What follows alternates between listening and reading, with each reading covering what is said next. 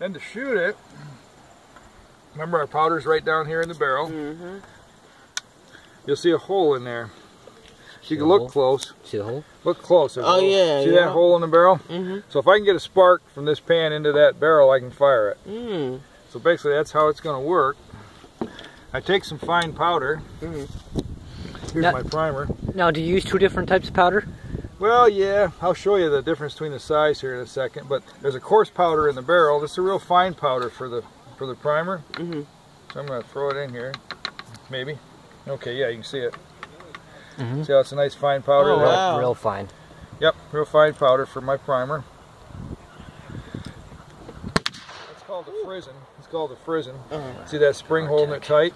It's hard steel. This flint is going to scrape the frizzen. It's going to throw a spark right down in the pan. Okay, and it's real quick. It's real quick. One of the myths about flintlocks is they're slow. Like you pull the trigger and they say, well, you got to wait. Yeah. Not true. Okay. If it's well tuned like this, it's instant. Yeah, I always thought you had to wait. It's instant. You watch this. I'm going to pull it. Okay, we're not going to fire at those people. We'll fire it up like this.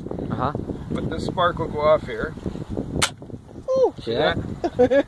See how fast it was? Yeah. There's no delay there, was there? No, not at all. Not at all. So that spark goes in that hole, ignites my barrel, and out she comes. Pretty neat, huh? So there's my flintlock. Well.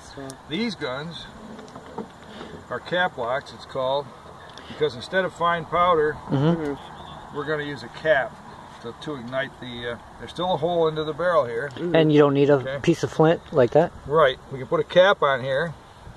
That came along a little bit later in time, you know, toward the Civil War, and actually there's some caps around before that. But the problem with the caps is you had to buy them somewhere. You had to get them from a trader or something. Where the flint, see, it's from natural material that I could find. So I don't know. Would you like to fire one of these? Yeah. Yeah. Yeah, just to see how they are. Look like you would, man. So if we, I think that'd be awesome. I've got powder in there. Yep. Basically, Yeah, definitely something different. You notice we've got a couple different ways to hold powder. There's a horn, or there's a brass cylinder. Either way, we want something that's not going to throw a spark. Because that powder is quite explosive. Yeah. And something that's going to hold moisture out. We're going to dump this in the measure here. Measure how much we put in there. We don't want too much. Does it say on the side like how much you should? Yeah, it'll tell how many grains. We're going to use a target load, we call it. It's about 40 grains here, 30, 40 grains. We drop it in there. Okay, there's our powder. Then we're going to take a patch. And instead of a round ball, we're going to use an earplug. Okay. Yeah, just. It's pretty neat you can do that. Throw your plug in. That in there. We use what we call a short starter to get her started. And then we take our ramrod, which is down there. Just get it down, what, half an inch with the short starter? Yep, this part of this is the tightest part of the barrel. So it gets it started, and then you just ram it down on the powder. Okay, we got her ready to go. I had it, yep, there's our cap. Okay. A little cap. That's going to go right on that, what they call the nipple here. The hole into the barrel.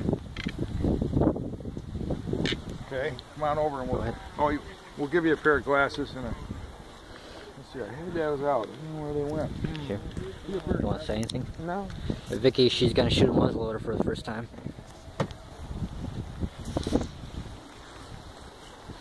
See this open slot here? You're going to try to center that front sight in the slot. You just point at the barrel. Okay. Yeah, right what? Up your shoulder, nice. Why don't you line them up? No, right on the shoulder though. Right there, yep. Okay. And then when you're ready, just squeeze that trigger.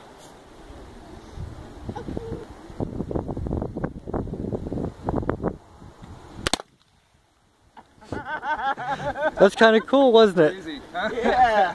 Oh, wow. Thanks. That's awesome. Different, wasn't it?